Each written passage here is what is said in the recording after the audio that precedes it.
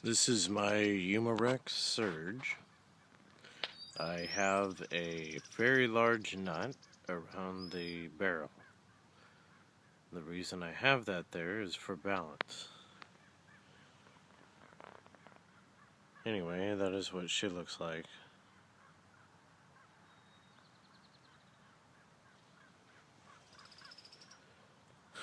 When I hold this,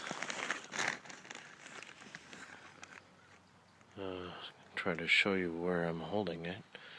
Right about in the middle. It's pretty well balanced right there. Maybe I'm holding it a little far forward still.